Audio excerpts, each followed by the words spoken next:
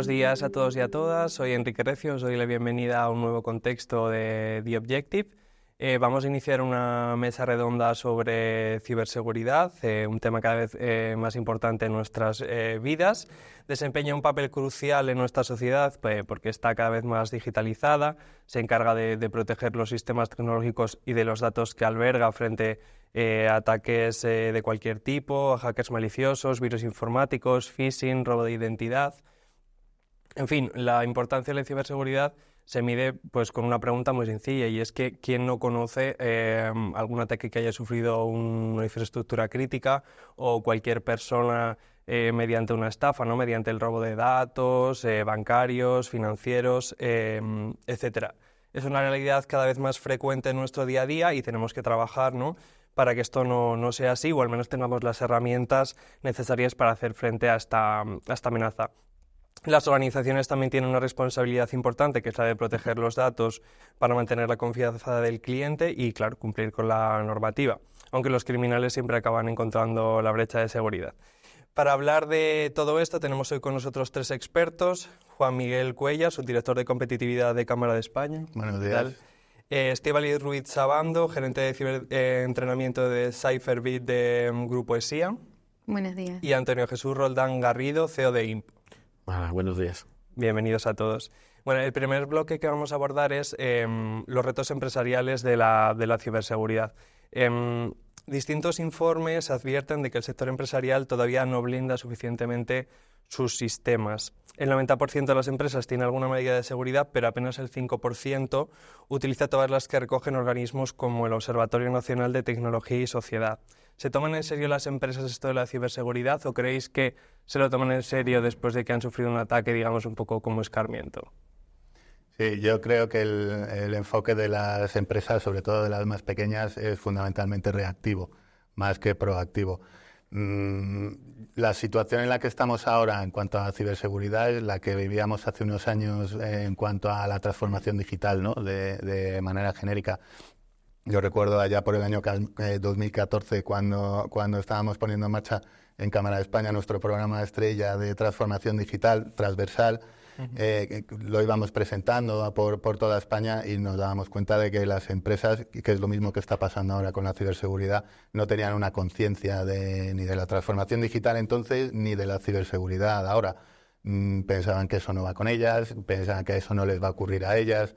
Tampoco tienen recursos económicos ni recursos humanos o gente con conocimientos, ¿no?, personal con conocimientos, con lo cual, bueno, la estrategia es más reactiva que proactiva, cosa que es un error. Sí, yo creo que igual a lo largo de los años eso ha ido cambiando y ahí hay que ser honestos y decir, el Centro Criptológico Nacional, INCIBE, ha hecho un esfuerzo muy grande a través del esquema nacional. Ahora con la NIS2 también que ya está en vigor, pues viene bastante fuerte todo ese tema de cambiar esa percepción de reacción a protección.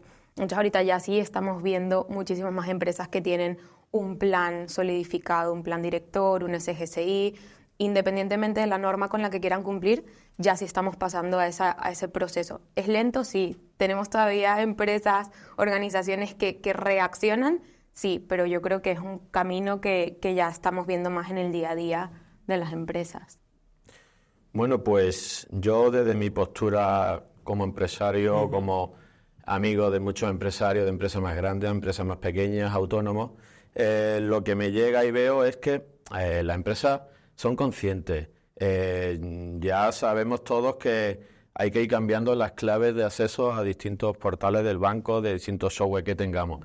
Ya ya nadie usa la clave 1, 2, 3, 4. Se toman medidas. Lo que pasa es que, desde mi punto de vista y apreciación, es que los malos van siempre por delante.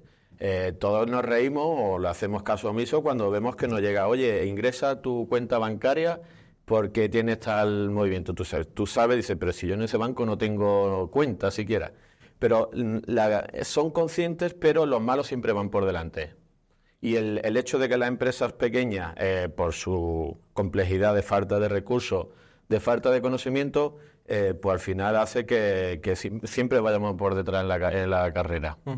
Esto es precisamente la siguiente pregunta que os quería hacer, es que estos ataques, ¿no?, lo sufren la mayor parte de veces empresas que son más pequeñas, ¿no?, pymes, y los ciberdelincuentes lo saben perfectamente, tienen menos recursos. Entonces, ¿qué podemos hacer con esto? O sea, ¿se pueden dar ayudas, digamos, del gobierno? ¿Existen ya ayudas? Sí, aparte de lo que tú has comentado, por ejemplo, de la NIS 2, que entra en vigor la transposición en unos meses de la Directiva Europea, en España hay que sensibilizar mucho a las empresas, porque hay muchas empresas de muchos sectores que creen que no que no tienen que hacer nada en cuanto a ciberseguridad, y lo van a tener que hacer, y es una regulación.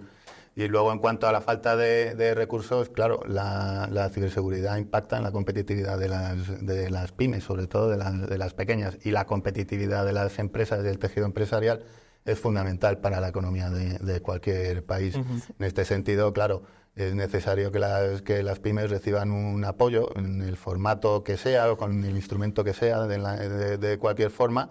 Y bueno, en ese sentido, la Cámara de España pusimos en marcha en 2020 un programa de ayudas basado en un asesoramiento y una subvención posterior en materia de ciberseguridad, precisamente para apoyar a las pymes en esta cuestión.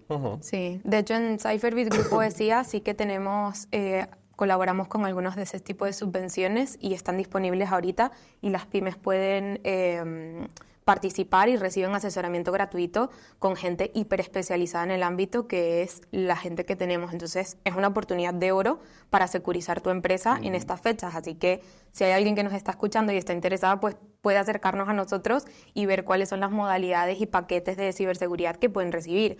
Esto es muy importante, 7 de cada 10 ataques son realizados a pymes, pero el dato realmente devastador es que de esas 7 que son atacadas, el 60% tiene que cerrar en menos de 6 meses porque no aguanta el ciberataque. Entonces ya no es un tema de que les cuesta un montón detectar los ataques, el promedio creo que es como de 200 días, entre que una pyme se entera que está siendo atacada. O sea, es que es muchísimo, 3/4 de año o así.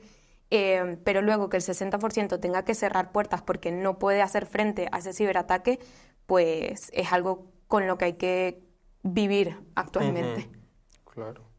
Sí, totalmente.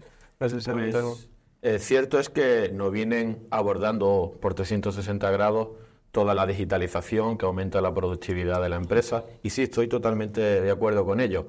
El hecho de automatizar procesos, el hecho de tener acceso desde distintos dispositivos, porque antes estaba el ordenador en casa, en la oficina, perdón, te desplazaba a otro sitio y ya la empresa se paraba por completo. Ahora no, ahora puedes hacerlo desde el móvil mientras estás viajando, mientras estás en casa puedes contestar cualquier cosa, un email, una llamada incluso, porque tienes las centralitas. La digitalización nos está facilitando todo, por lo cual eso es buenísimo para aumentar la productividad y el rendimiento de las empresas. Pero, cierto, por ejemplo, nosotros, fuera de micrófono, antes de que comience el evento, le decía a los compañeros de Cámara España que hacen una labor buenísima, son grandes conocidos para el resto de la población, entre el sector de la empresa. Sí lo van conociendo, pero creo que todavía queda gran labor y créeme, toda mi experiencia con ellos es muy satisfactoria. Nosotros hicimos la implantación de la ISO 27001 gracias a un programa con Cámara de Málaga, en este caso en concreto, y todo fue, te lo van facilitando porque desde la postura de la empresa lo primero que nos echa para atrás es un engorro. Esto va a ser un papeleo y unos trámites infinitos. Esto yo no tengo tiempo, yo no puedo. Pero después cuando te ves obligado, como fue en nuestro caso por presencia en distintos países, las amenazas y los ataques son a diarios. Y quien no los pueda medir no es que no lo esté sufriendo, simplemente que no lo está viendo. Pues nosotros recurrimos a ellos y fuimos descubriendo a la vez, oye, pues mira, pues me van ayudando, son técnicos que no están ahí para decirte la ventanilla de al lado, que se implican, que trabajan y todo y que te facilitan todos los trámites. Y que sí, que las empresas sin duda alguna tienen que protegerse, porque igual que hay que ser más productivos con la tecnología, esto tiene que ir de la mano, porque si no, que te aborden tu sistema, y como nos pasó a nosotros, no fue, en este caso el ejemplo que voy a explicar no fue un ataque, fue una caída, un incendio en un servidor que tratábamos. A efectos prácticos es lo mismo. Yo me levanto por la mañana, voy a intentar acceder al correo, no va, intento acceder a los software, las plataformas que tenemos en la nube, tampoco van. ¿Aquí qué pasa? Terror. ¿Aquí qué pasa? El compañero responsable de IT, oye Antonio, mira lo que ha pasado. Ha salido la noticia que el servidor donde estamos alojados ha ardido. Pues nada, ¿qué hacemos? Ese mismo día nosotros tenemos comercio electrónico y empiezan a entrar dinero en cuenta que tú no tienes ni idea de dónde viene. Clientes que te dicen, oye, te confirmo este presupuesto, vale, pero no sé cuál es, no puedo acceder. Y gracias al final lo que quiero decir que es que te puede mandar al garate perfectamente la situación. Y sin duda hay que ir tomando medidas, aunque ellos siempre, como les decía anteriormente, siempre van por delante de los malos, desafortunadamente. Me llama mucho la atención lo que has dicho, Estíbaliz, de que 7 de cada 10 empresas pymes son los que sufren estos ataques y que el 60% tiene que cerrar.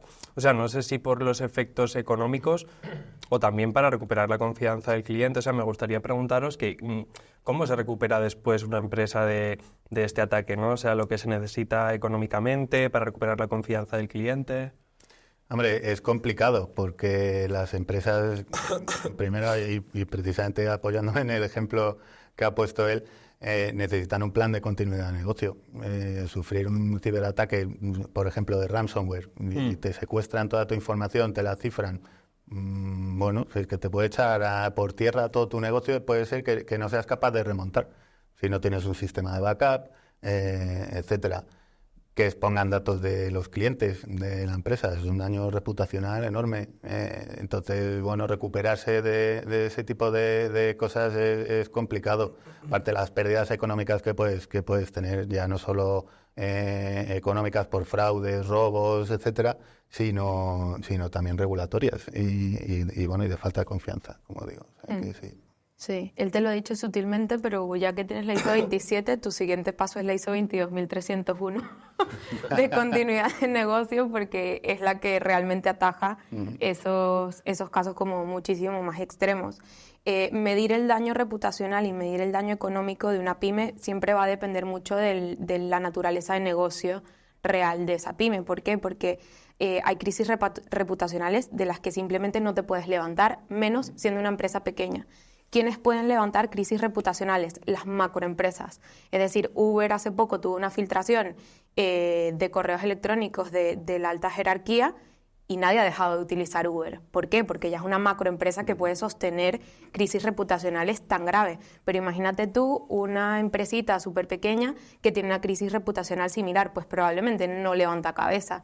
Entonces ese tipo de cosas no son medibles una a una, pero también hay, probablemente Uber se puede permitir un mes sin sistema. ¿Por qué? Porque tiene un colchón económico lo suficientemente robusto, pero yo te aseguro que una pyme no puede estar 2-3 meses sin facturar, no aguanta. Claro. Entonces tiene que tomar decisiones. Bueno, en base a nuestra experiencia y al caso que he expuesto anteriormente, yo creo que la empresa que sufre un ataque o tiene una incidencia similar a la que he enunciado, sale fortalecida. Correcto. A nosotros eso nos pueden dar por otro lado, pero por eso ten por seguro que no nos van a volver a dar. Tenemos no sé cuántas copias de seguridad, se hacen a diario, y no solo en el mismo servidor de la misma empresa, como le marca la legislación, que tienes que tener una copia accesible, pero claro, no, vamos más allá. Al final, sí, pues a nosotros en nuestro caso lo que yo puedo explicarnos no fue bloqueo de acceso, no quitaron ningún dato ni nada. Pero a efectos prácticos, salvo el carácter sancionador y demás, puede ser lo mismo. Pero yo estoy convencido que todo de lo malo siempre se aprende más que de lo bueno y siempre sale fortalecido. Yo creo que se puede... Si una empresa ha sufrido un ataque y tú ves que se ha recuperado, desde mi punto de vista, mi forma de pensar y en base a mi experiencia, yo seguiría confiando plenamente en ella, incluso más. Claro. Es verdad que las que son atacadas siempre son luego las primeras en ser las más fuertes en ciberseguridad. ¿Has visto el lobo? Claro. Lo que hablábamos de la reactividad, ¿no? Y que cuando ves el mal, pues ya te adaptas. De hecho, cuando vamos a clientes, que es muy raro, ¿no? Pero sí nos ha pasado que vamos 2024 y nos dicen, es que no tenemos nada de ciberseguridad y ahora sí. Y ahora sí, ¿por qué? es que tuvimos un ransomware la semana y digo, ok, ahora sí hay presupuesto de repente para ciberseguridad, pero bueno, por lo menos se montan en este tren de estar securizadas. Nosotros no nos hubiésemos planteado la 27 sin eso y sin otro acto, viendo que a diario te intentan acceder, monitorizas la actividad del servidor y dices, pero es que esto es constante. Sí. Y entonces dices, a ver, si quiero agrandar mi campo de radio de acción, esto tiene que ser seguro. Y estoy convencido que ni la 27 ni ninguna que podamos mencionar te protege, porque como el malo siempre va por delante. Pero bueno, alguna valla tienes que poner. Sí, a ver, ningún sistema es infalible. Nosotros cuando hablamos de ciberseguridad siempre hablamos, o yo uso muchísimo el ejemplo de cruzar un semáforo. Cuando tú cruzas un semáforo, ves por dónde vienen los coches y los habemos más precavidos que volteamos al otro lado, ¿no? Pero tú no levantas la vista a ver si te va a caer un rayo. Ese riesgo lo asumes. Y en ciberseguridad es igual. ¿Qué riesgo estás dispuesto a asumir? Ves el rayo, ves el coche que te viene de un lado, ves el coche que te viene de un otro, y en función de eso, bueno, pues hay alguien al que ya el semáforo, a pesar de estar en rojo, pasa un coche y ahora aprendes a ver la calle. Entonces siempre es gestionar los riesgos. ¿Qué estás dispuesto y qué tan grande es tu apetito de riesgo en cuanto a ciberseguridad? La inteligencia artificial, por otro lado, es otro gran desafío para la ciberseguridad. O sea, los ciberdelincuentes la usan ya de manera cada vez más frecuente para estafar, en fin, a personas, a empresas. Entonces, bueno, os quería preguntar, pues, ¿de qué manera se está integrando en los ciberataques? Bueno, efectivamente, una tecnología tan potente como la inteligencia artificial se está utilizando para sofisticar ataques, para automatizar ataques, para programar código que me busque y encuentre vulnerabilidades, para hacer deepfakes, ¿no? y falsificaciones, etcétera. Claro, pues es una tecnología que se usa para hacer el mal, digamos, ¿no? En el otro lado, pues para protegerte ante una herramienta tan potente o un conjunto de herramientas tan potentes, pues tienes que usarla también para mitigar los riesgos, para minimizar los impactos, levantar tu negocio nuevamente cuanto antes y, bueno, sobre todo, pues tener ahí una labor preventiva. Sí, en la línea totalmente de acuerdo con esto. Nosotros ya estamos prestando algunos servicios con inteligencia artificial. Es decir, si ellos lo están utilizando, vale, ¿cómo la puedo utilizar yo también para protegerme? Entonces, sí es verdad que está rodando todavía, nos falta muchísimo todavía allí, pero ya lo estamos haciendo. Es decir, ¿cómo lo están utilizando ellos y cómo lo puedo usar para protegerme yo? Entonces, por ejemplo, en simulaciones de ataque que hacemos internamente, ya utilizamos inteligencia artificial para hacer un estudio de la empresa y decir, es que probablemente vayan por aquí, vayan por otros lados. Entonces, quiero decir, cualquier tecnología tiene su componente bueno y su componente malo.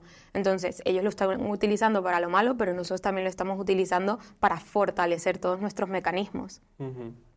Vale, poco más que añadir a lo que dicen los compañeros. Sí, coincido plenamente en que el malo se fortalece, pero tú también te puedes ver fortalecido por ir localizando esas grietas de seguridad.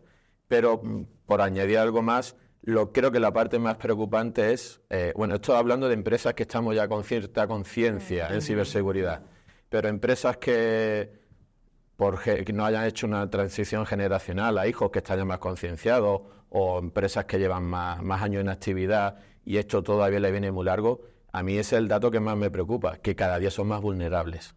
Y la inteligencia artificial, el poder de los malos, y ellos, pues desconocimiento absoluto del tema, pues creo que van a ser los malos, van a seguir ganando la batalla. Yo estuve hace poco en el Congreso de Ciberseguridad de la Policía Nacional y de verdad me quedé perplejo con los casos que contaban precisamente con la inteligencia artificial de la estafa del CEO. Por ejemplo, un hombre estuvo contando que de repente le llamó el CEO mundial para hacer una transacción, etcétera. O sea, contó que hasta cuando le llamaba y tal aparecía el teléfono con el prefijo del país es el que le llamaba, el número, etcétera. O sea, y él, claro, no le estafaron, pero tuvo que hacer un montón de comprobaciones, llamó a la persona real para ver si realmente era él, y luego él se lo decía, pero el estafador continuaba. O sea, que es increíble las herramientas que han desarrollado. Sí, sí, de hecho es un poco también lo que hablábamos antes. Hay que concienciar y hay que formar a los trabajadores de las empresas, porque precisamente con herramientas de inteligencia artificial los ciberdelincuentes pueden barrer las redes sociales de manera automática, sacar cualquier información y un perfil de un trabajador o de una persona en su ámbito privado y aprovecharlo para tratar de hacer pues phishing o una estafa como esta de CEO, etcétera. O sea, influye aquí también mucho la capacitación continua del personal. Sí, nosotros que tenemos servicios de ciberentrenamiento siempre los dividimos en concienciación, formación y adiestramiento. Y hay una parte muy importante que es el adiestramiento y es, vale, vamos a enfrentarnos a simulaciones de ataque de forma constante. ¿Por qué? Porque si tú estás acostumbrado a recibir un phishing o un ransomware en tu buzón de entrada una vez cada 3 meses, tú sabes cómo reaccionar. Sabes qué se espera de ti o qué espera la organización de ti. Oye, tengo que eliminarlo o tengo que reportarlo a este buzón electrónico o no, tengo que llamar a tal departamento. Es decir, cada organización tiene su procedimiento, pero la gente tiene que saber cuál es su procedimiento. Hace unos años hablábamos de que el humano es el eslabón más débil de la cadena y por eso siempre entran por ahí. Eso se ha cambiado completamente y ahorita hablamos de que las personas son tu primer firewall, tu primera barrera de la organización y son como tus primeros soldados al frente de la línea y que te tienen que proteger. Y ese cambio positivo ha hecho que la gente se lo tome muchísimo más en serio porque forman parte de la solución, no del problema. Y ese nuevo enfoque ha hecho que las personas se interesen y también nos ha resultado muy útil enseñar ciberseguridad y las buenas prácticas de ciberseguridad mezclando la parte profesional con la parte personal. No hacer clic a un phishing son las mismas prácticas en tu casa que en el trabajo. Entonces, si tú aprendes a detectar phishing en algún sitio, lo vas a saber detectar en cualquier otro sitio. Entonces, ese tipo de interacción también nos ha ayudado muchísimo a que la gente se abra. Hace unos años la ciberseguridad era algo como de Hollywood, la persona con la capucha negra, ¿no? O sea, sí. Y eso se ha ido un poquito desmitificando y la gente no nos preguntaba a los departamentos de ciberseguridad porque les daba vergüenza, porque no querían quedar como... porque les daba miedo haber hecho clic a algo y los pudieran echar. Básicamente los miedos, ¿no? Que era un poco de, oye, pero ¿por qué esto no me lo preguntas? ¿Por qué no te acercas al departamento y nos dices, oye, me está ocurriendo eso? Y era vergüenza. Entonces eso lo hemos modificado y decir, no, es que estamos tú y yo contra ellos. Y entonces eso ha generado un tema de apertura que la gente se acerca, oye, me está pasando esto. Incluso me está pasando esto con mi hijo adolescente. ¿Cómo gestiono esto? Que de hecho, por eso sale nuestra iniciativa de responsabilidad social de En Red Sin Riesgos para ayudar a los padres realmente, porque las dudas eran abrumadoras sobre cómo me comporto en redes para salvaguardarme a mí y a mi familia. Entonces hemos hecho como una estrategia de humanizar la ciberseguridad para que todo el mundo se sienta parte de. Muy bueno. Bueno, pues yo me lo tomo desde mi labor como responsable de la empresa, que digo, mi empresa es mi segundo hijo, ¿vale? Porque al primero lo tengo que ir educando, oye, si te vas, comprueba que las ventanas, las puertas, todo está cerrado, oye, un poco de seguridad mínima. Pues en el trabajo tienes que ir igual, tienes que ir diciendo, oye, email que vengas con archivo adjunto que de dudosa procedencia, nosotros lo tenemos ciertos protocolos, oye, se lo envía al responsable de IT y ella tiene las instrucciones de cómo tratarlo. Y al final lo mismo, es reeducando y una labor constante diaria.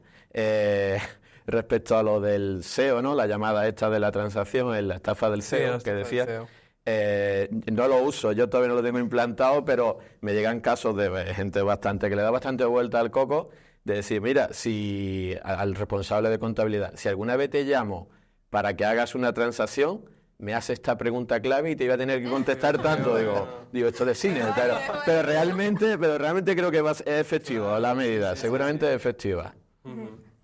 Bueno, ahora el bloque que quiero abordar es el impacto de la ciberseguridad en la economía. Se estima que el coste de los ciberataques a nivel global está en torno a los 10 billones de dólares, según los últimos datos, aumenta cada año, al igual que la cibercriminalidad. ¿Creéis que llegará un momento en el que la ciberseguridad hará frente a todos estos ataques y todas estas pérdidas, o esto va a ser una lucha sin fin en la que nos vamos a tener que ir adaptando?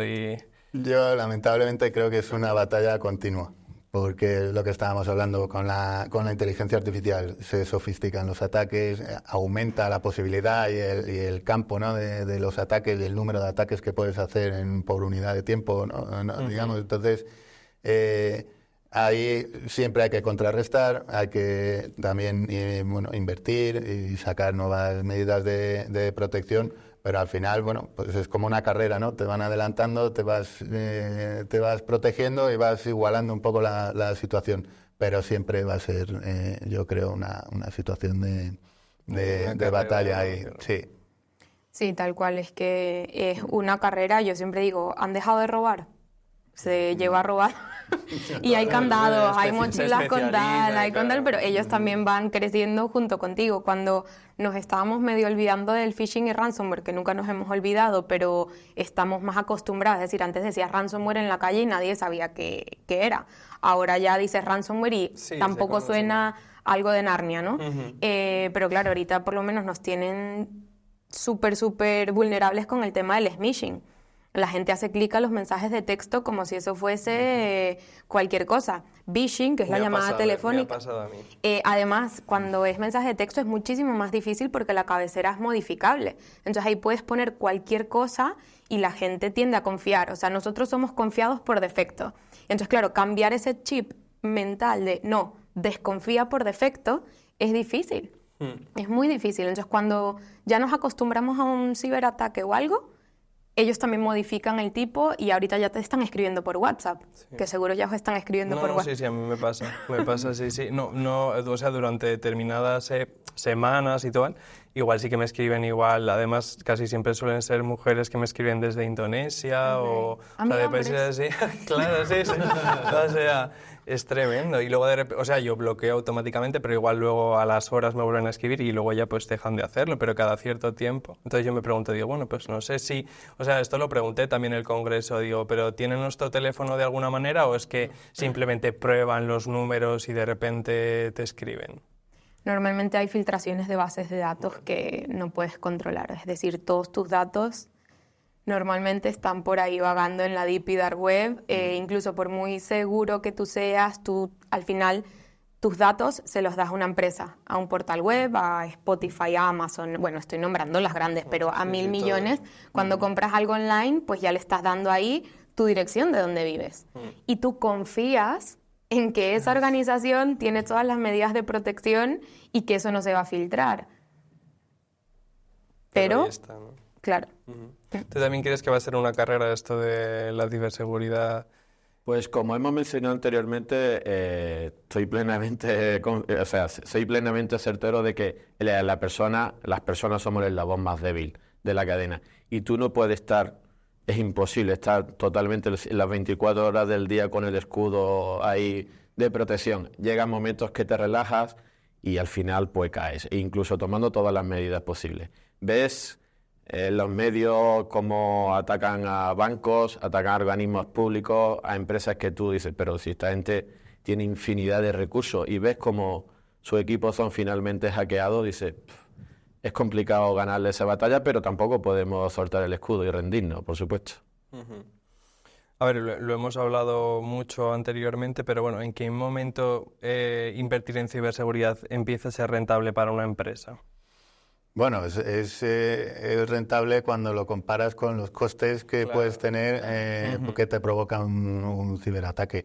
Y en ese sentido, hombre, es rentable. Pues, como decía antes, puedes tener problemas económicos porque tengas robos, fraudes, te interrumpan el negocio y no puedas continuar con el negocio. Eso ya, tu pérdida, ya lo ha dicho ella, o sea, es que tienes que cerrar. Tú luego tienes, medidas regulatorias, multas y sanciones que te pueden venir por ahí y también pues ese daño reputacional que puedes tener por poner datos de clientes o que obviamente las personas y las empresas prefieren hacer negocios con gente en quien confían más. Por tanto, cuando ya vas comparando en una inversión inicial, que a lo mejor puede parecer alta, con los perjuicios que puedes tener, yo creo que compensa bastante. Esto de las sanciones es interesante. No sé si me puedes contar un poco a qué sanciones puede exponer la empresa si no tiene Bueno, los pues sistemas necesarios. desde el Reglamento General de Protección de Datos, que fíjate, simplemente ya no es una cuestión, digamos, de un ataque que te puedan hacer, ya de la protección de datos que las empresas hagan, de datos personales de sus clientes, hasta, como decíamos antes, de la Directiva NIS2, pues es una normativa que se va a transponer ya en unos meses, y bueno, implica medidas de seguridad de las que tienen que disponer las empresas, y hay muchos sectores que creen que no necesitan hacer nada. Y bueno, pues será una sorpresa, pero lo van a tener que hacer, y al final todo eso se acompaña siempre con, al final con medidas regulatorias y sanciones. Sí, bueno, contestando a tu pregunta de cuándo es rentable realmente, normalmente lo que se hace cuando ninguna empresa tiene nada es que nos sentamos con ellos y hacemos un primer análisis de riesgos, como un gap análisis, ¿no? Oye, ¿cuál es la información más importante de tu empresa? Oye, pues esto, porque si esto se filtra, yo no puedo hacer nada.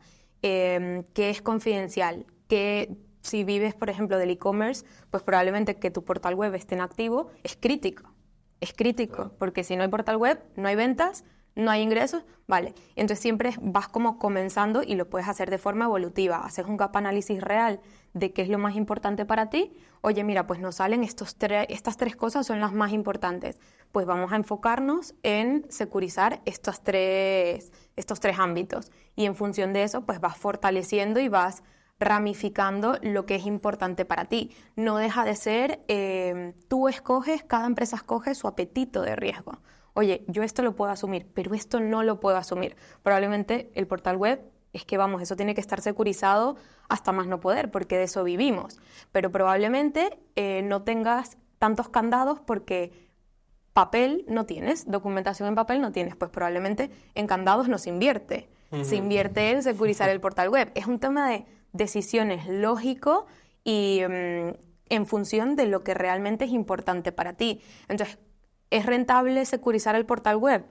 No lo sé.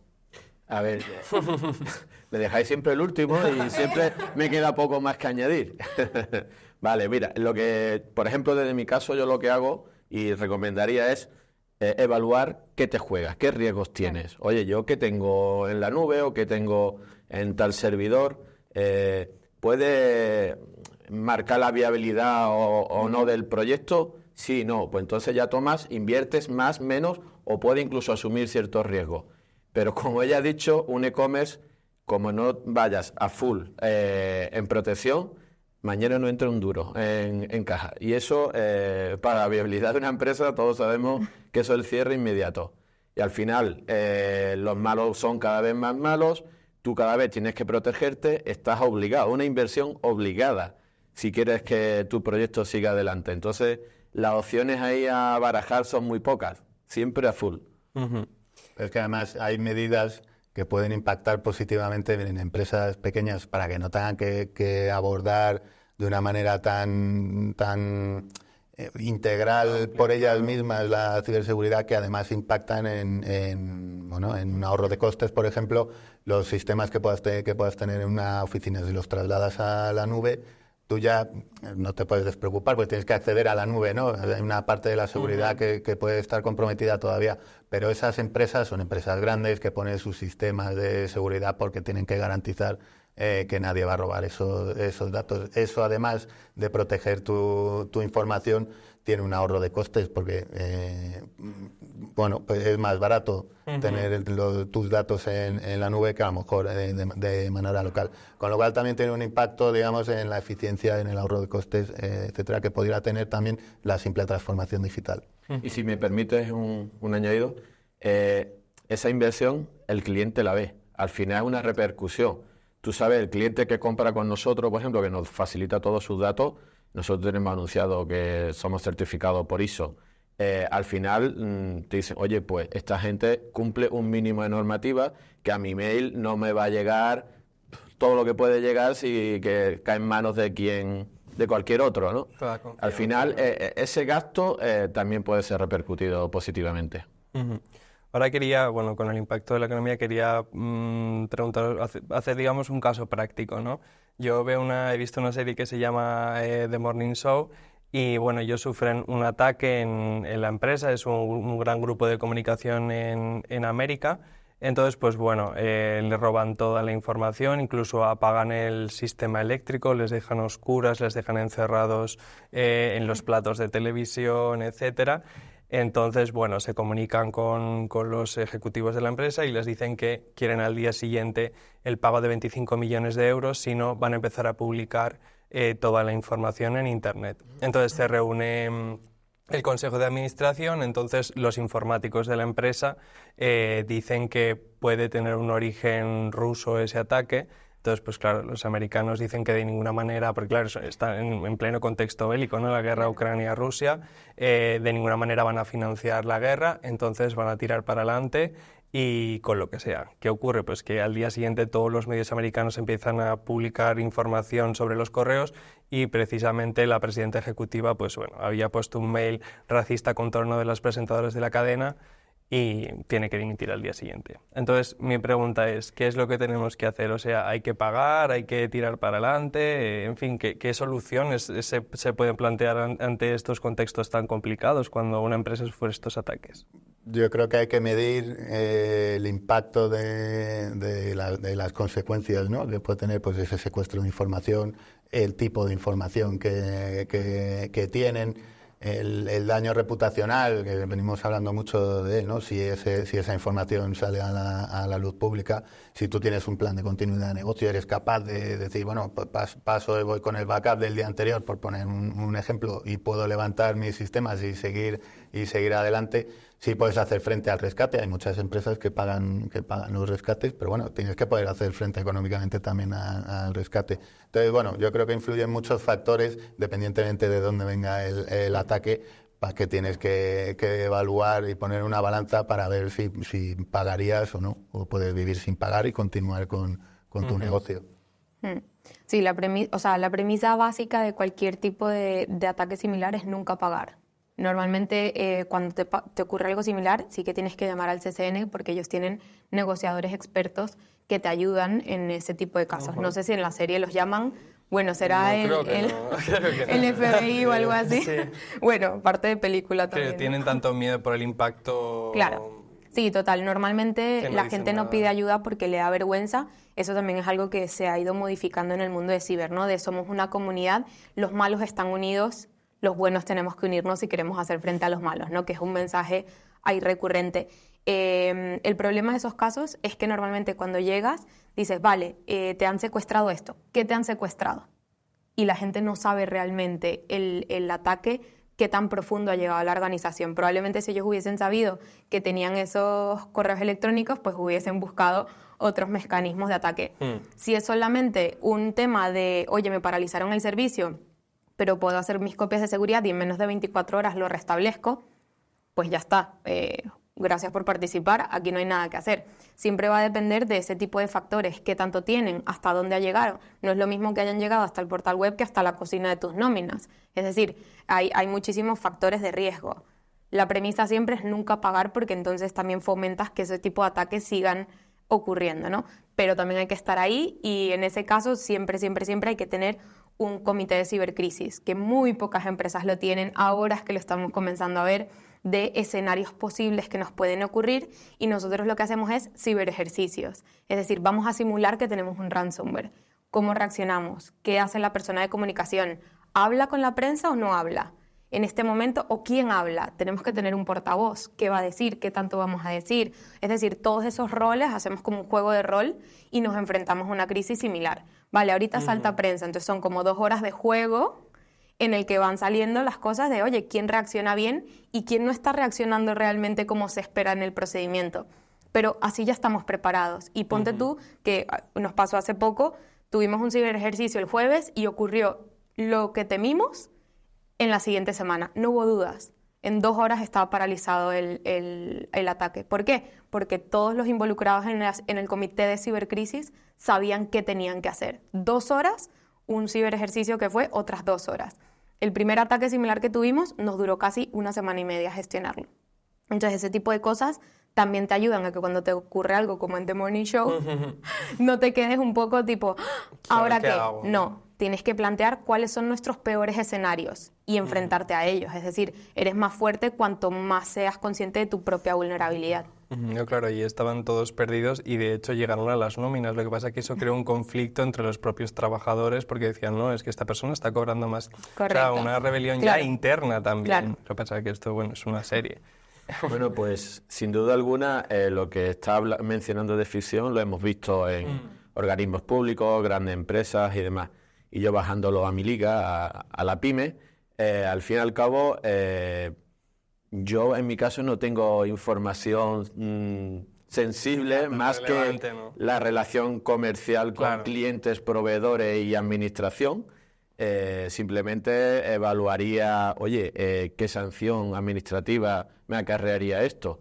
Y estoy casi convencido que no llegaría a esos 25 millones que piden, convencidísimo. Pero vamos, creo que con los ejemplos que hemos visto no se ha trascendido a prensa. Si realmente han pagado o no, yo creo que no, pienso que no, y quiero pensar que no se ha hecho. Porque si no es lo que ella menciona, entraríamos en una rueda que cada día, si hoy te pido 25, mañana voy a pedir 50 porque sé que lo vas a pagar. Al final hay que poner el escudo nuevamente, evaluar, medir y nada, y no se dé tan fácil. Y pedir ayuda. Yo creo que lo más importante ahí es levantar la mano y decir, nos está ocurriendo esto, ayudadme. O sea, hay un montón de dispositivos, comunidades, etcétera. Cuando pasó el WannaCry en 2017, fue el mejor ejemplo de comunidad de ciberseguridad buena que hay. Estaban ahí todas las empresas que son competencia en el día a día, echándose una mano, generando información, yo he conseguido esto, yo he conseguido lo otro. Es decir, levantar la mano y aceptar, oye, necesito apoyo en esto, no te hace menos. El siguiente bloque es la formación para combatir la delincuencia, la ciberdelincuencia. Lo hemos hablado mucho, ¿no? En muchas ocasiones centran el tiro, digamos, los ciberdelincuentes en el empleado. Aunque lo hemos hablado, me gustaría que volvamos a decir, que volvamos a hablar sobre la formación continua, ¿no? Que se necesita en el empleado para hacer frente a estas amenazas. Empezamos por ti, Antonio. Sí, vale. Sí, vuelvo a insistir que el empleado o la persona, el empleado o yo mismo como responsable, somos el eslabón más débil de la cadena. Nociones tan básicas como que son de sentido común, que te las exigen para la ISO, pero al final la piensa y dice, pero si esto es sentido común. Es que nunca conectarte a una red abierta, y si lo haces desde tu casa, incluso hacerlo a través de una VPN, cambiar con cierta frecuencia las claves según la complejidad. Son nociones tan básicas que al final no caes, pero dices, pero cuando las aplicas dices que tiene todo el sentido. Y eso hay que ir día a día trabajándolo y de modo no te va a proteger estrictamente, pero seguro que se lo vas a ir poniendo cada vez más difícil. Sí, no, y además lo que necesita es una capacitación continua. Los ataques se van actualizando, las vulnerabilidades, hay herramientas que utilizan las empresas que o bien son nuevas, con lo cual son susceptibles de tener vulnerabilidades o versiones nuevas de herramientas. Y como primer eslabón, ¿no? Digamos que estamos diciendo de la cadena de la ciberseguridad, esa capacitación continua para estar pendiente de los detalles, de cómo se hacen los nuevos ataques, los nuevos phishing, etcétera, pues bueno, es fundamental dedicar un tiempo ahí en todas las empresas a que eso se produzca. Sí, nosotros en las estrategias de concienciación es clave nunca pararlas y hacerlas tal cual una estrategia con un plan definido a un año, qué vamos a hacer aquí, qué vamos a hacer, y ahora estamos dando el siguiente nivel, que es segmentar los grupos. No es lo mismo como yo le hablo a las personas de recursos humanos, ni las cosas que la gente de recursos humanos tiene que saber, que a la alta dirección. Pues a la alta dirección le contaré otras cosas que son de interés. Y el tema de segmentar los perfiles nos ha ayudado a llegarle más rápido a la gente. ¿Por qué? Porque cuando me voy a poner un ejemplo, ¿vale? Alguien de finanzas, le estás hablando de ROI, de un return of investment, es que le da igual a la persona de finanzas. Pero si a la persona de finanzas le digo que los archivos de nómina se pueden filtrar, wow, esta información sí me importa. O decirles, vale, de vuestro departamento, ¿cuál es la información más importante que tienen? Y ya automáticamente hay un archivo que se les pone aquí en la cabeza, decir, ¿cómo se vaya esto? O, ¿qué pasa si...? Entonces les pongo ejemplos, ¿no? ¿Qué pasa si ese archivo se elimina? ¿Qué pasa si ese archivo te lo han modificado y no te dicen que está modificado? Probablemente llevas ahí, es un archivo que tiene el presupuesto anual. ¿Qué pasa si lo modifican esa información? ¿Cómo sabrías darte cuenta? ¿Quién tiene acceso a ese archivo? ¿Sabes quién está ahí? Entonces, segmentar los perfiles y hablarles a ellos directamente en lo que les duele, ¿vale?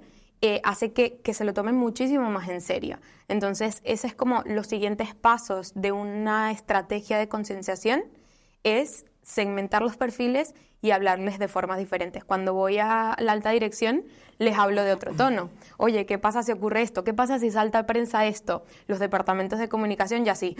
¡Eso es grave! Pues probablemente ahí es donde tenemos que hacer el ejercicio. Y entonces es muy bonito y siempre se ha visto como, prefiero no saber. No. Hay que enfrentarnos a nuestra vulnerabilidad, hay que enfrentarnos a saber qué es lo que nos duele en esta organización y en función de eso montamos la estrategia. Y son las estrategias que realmente funcionan. Y no es una cosa al año, es todos los meses, todos constantes. Es decir, la contraseña robusta la necesitamos todos. Pero probablemente nadie te ha explicado por qué una contraseña robusta. Pero es que hay ya ciberatacantes que tienen herramientas que en menos de 10 segundos te pueden craquear la contraseña. Entonces ya ahorita tú dices, ok, no, esto me preocupa. Y en función de eso, pues humanizar las terminologías feas de ciberseguridad, que todas son phishing, ransomware.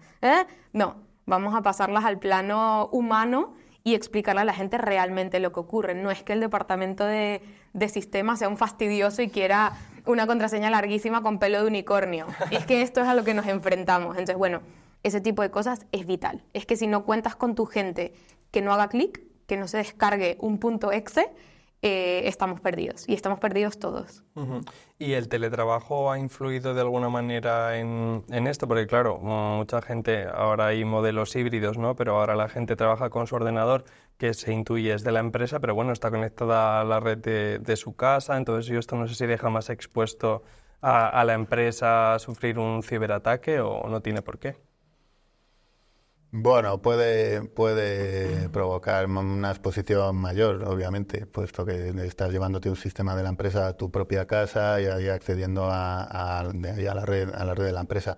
Pero bueno, un ordenador bien protegido con sus antivirus, con sus sistemas de seguridad, que la conexión a la red de la empresa sea a través de una red privada virtual, etcétera. O sea, hay medidas que seguro que las empresas y la gente de sistemas de las empresas están tomando para minimizar los riesgos.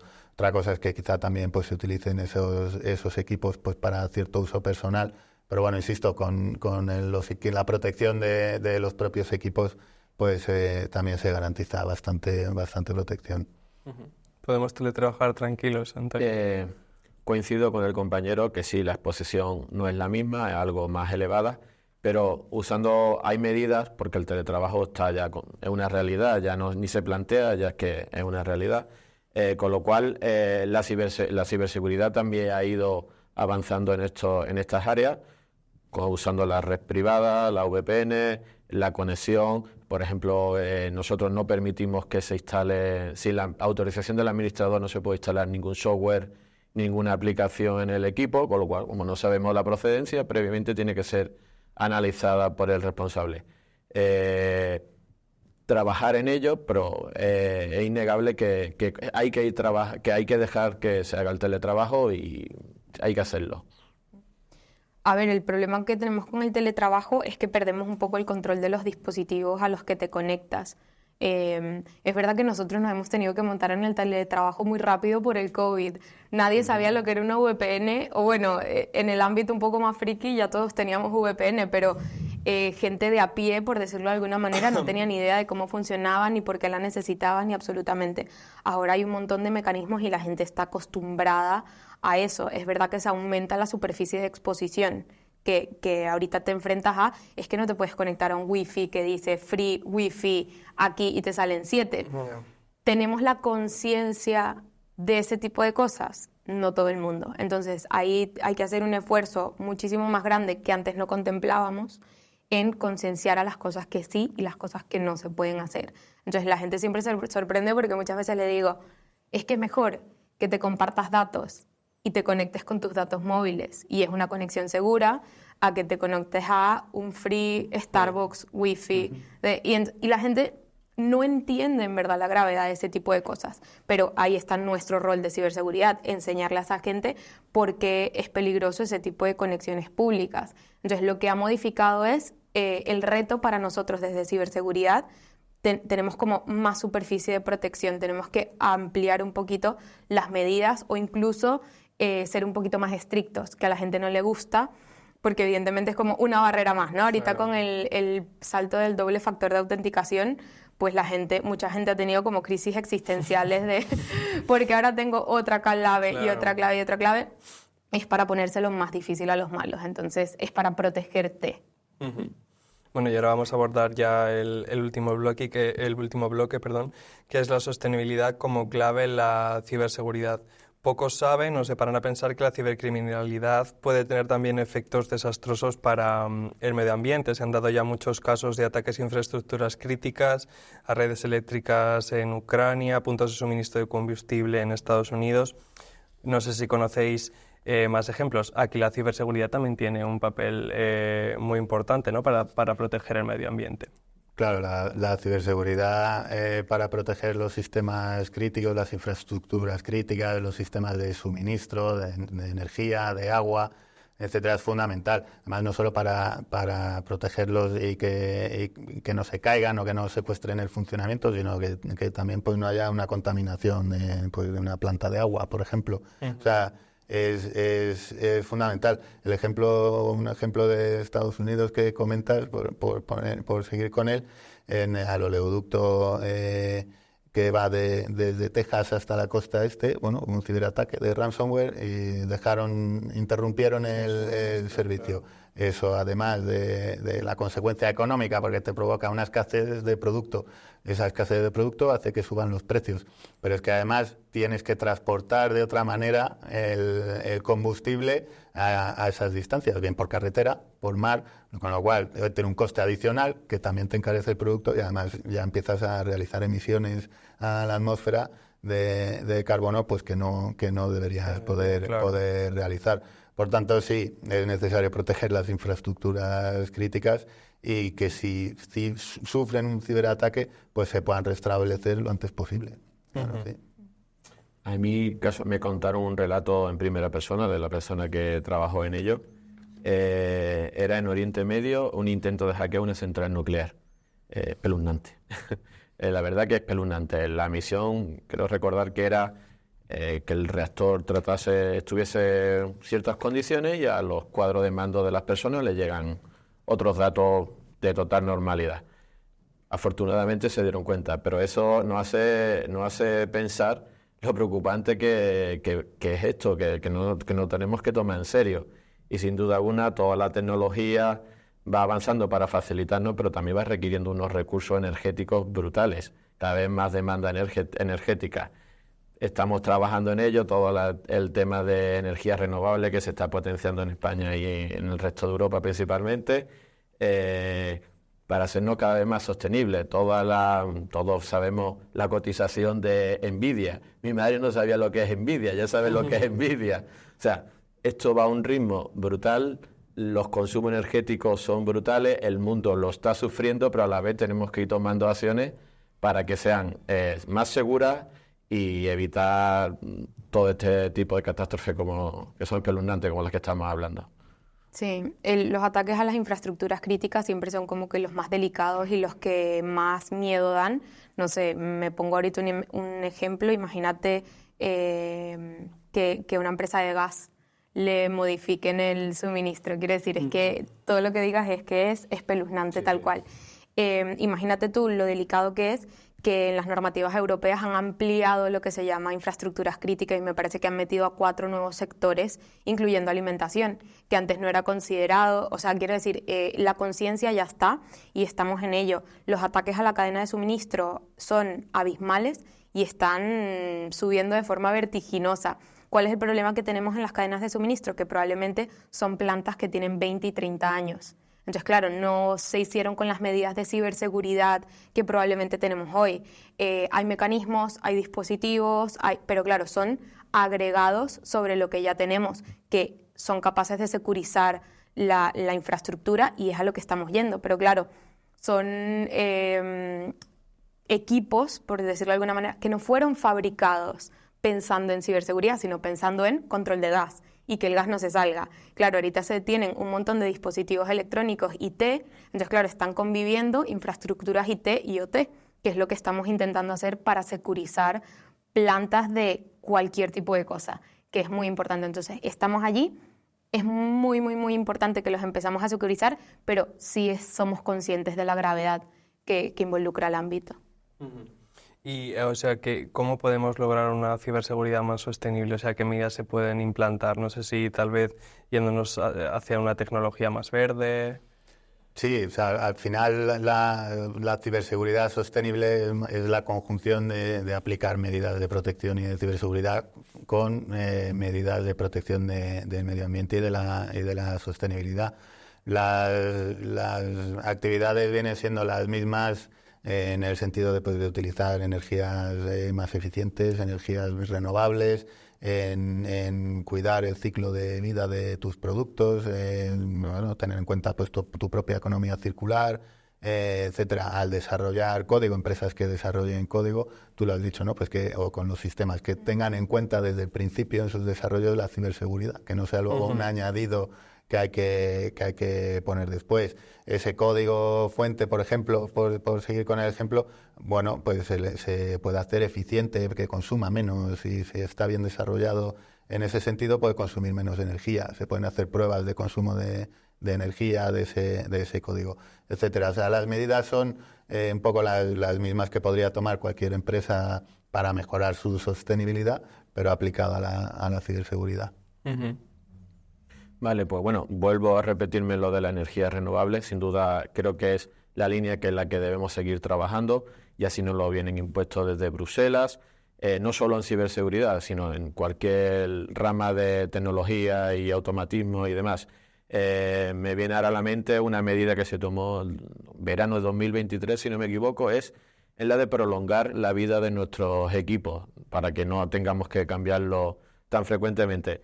Ya en mi sector, comercio electrónico de baterías, por ejemplo, hay una normativa en la que volveremos en el 2027 para poder el usuario final pueda tener acceso a cambiar la batería de su dispositivo móvil, ordenador, portátil y demás, con la finalidad de que todos sabemos que lo cambiamos porque la autonomía queda prácticamente reducida y nos lo hace inútil prácticamente. Entonces, todas estas medidas que vienen impuestas y además la que aportamos cada uno, al final es más sostenible en la energía de fuentes renovables y la mayor longevidad de los equipos. Sí, para nosotros también el tema de la sostenibilidad es muy importante. De hecho, está en nuestra misión, visión y valores de corporativos, y yo creo que partimos desde un punto base muy fuerte, que es una óptima gestión de proveedores y garantizar tú también que tus proveedores sean sostenibles para que vayan como en línea de tus creencias y hacia dónde quieres ir. Y hacemos eso, también cumplimos con las normativas, así como la ISO 27, pues la ISO 14001, me parece que se llama la de ambiente, sí. Pues todo eso lo intentamos cumplir para ir alineados en una ciberseguridad más sostenible. Y ahora ya para concluir voy a hacer, bueno, como en cualquier mesa redonda, como un título para que me deis cada uno un titular del desafío en vuestro sector más acuciante, ¿no? En el terreno de la ciberseguridad, que es lo primero, o sea, lo más importante que se debe hacer para mejorar. Bueno, lo primero que yo creo que hay que hacer es evaluar cuál es tu situación y qué exposición y qué riesgo tienes de ciberseguridad para poder actuar. Nosotros, bueno, en Cámara de España, pues nuestro departamento de sistemas, por supuesto, hace todas esas prácticas, y nosotros en nuestra actividad y a través de las cámaras de comercio, en cuanto a las empresas, pues las ayudamos en ese sentido a evaluar cuál es su situación y a proporcionarles una ayuda para mejorar sus sistemas de seguridad y que al fin y al cabo eso repercuta en su mejora de la competitividad. Sí, yo diría, bueno, va a sonar un poco gracioso, pero zapatero a tus zapatos. Y yo creo que contar con un equipo hiperespecializado en ciberseguridad que te apoye para que tu modelo de negocio siga siendo la naturaleza real y dejar que la ciberseguridad esté en manos de expertos de ciberseguridad. Porque lo que sí nos hemos estado encontrando es que las empresas no tienen expertos en ciberseguridad, sino que suelen ser las mismas personas de sistemas que echan una mano o que por intuición van securizando ciertas cosas, pero probablemente es un presupuesto que está mal dirigido. Y si viene alguien experto en ciberseguridad, te diría, ya va. Es más estratégico o tiene más sentido que cubras primero esto y cubras lo otro. Entonces digo zapatero a tus zapatos porque si tú eres bueno vendiendo baterías, porque sí, has dicho baterías, pues es que él es experto en eso. Él probablemente necesita a alguien que lo acompañe y lo asesore en el mundo. No se va a poner a estudiar ahorita ciberseguridad, no tiene sentido. Entonces, contar con un equipo especializado en la materia que te asesore de forma oportuna va a ser muchísimo más efectiva que tú mismo empieces un poco a, por intuición, tomar medidas al azar. Vale, pues yo coincido con todos. Sin duda esto es una labor entre todos, una guerra que tenemos que ir todos unidos. Las administraciones públicas facilitar, informar y concienciar que esto está aquí para bastante tiempo y que te puede fastidiar la viabilidad de tu negocio. Relacionado con expertos que te ayuden a ellos, que son los que tienen el mejor termómetro de la actualidad, lo que está pasando para tomar las medidas oportunas. Ahí yo siempre suelo usar un caso que es el cuñado. Todos tenemos un cuñado que sabe hacer de todo. Sabe arreglarte un grifo, te pone un enchufe, o te pone el sistema, te actualiza cualquier software. No, eso no vale. Eso vale para ciertas labores, pero no para esto. Cuando te juegas tanto, tú tienes que evaluar lo que te estás jugando y no, aquí hay que ponerse en manos de un buen agente de expertos en ciberseguridad, al igual que lo hacemos en un buen abogado cuando tenemos otro tipo de conflicto o agente fiscal para tipo de negociaciones con la fiscalidad. Sí, y sobre todo la labor más importante creo que es en la pyme. España es un país en el que la mayoría del tejido empresarial son pequeñas pymes, micropymes y autónomos, y eso ahí es donde hay que trabajar más. Una gran empresa tiene grandes recursos, tiene grandes profesionales, con lo cual va a estar siempre más protegido. Pero desde mi punto de vista creo que el punto más débil de la cadena es en la micropyme y autónomo y lo que más lo van a sufrir. Y hay que concienciarlos, ayudarles y asesorarlos. Uh-huh. Pues muchas gracias a los tres, a Antonio, Estíbal y Juan Miguel, por vuestras reflexiones y hasta aquí este contexto de ciberseguridad de The Objective.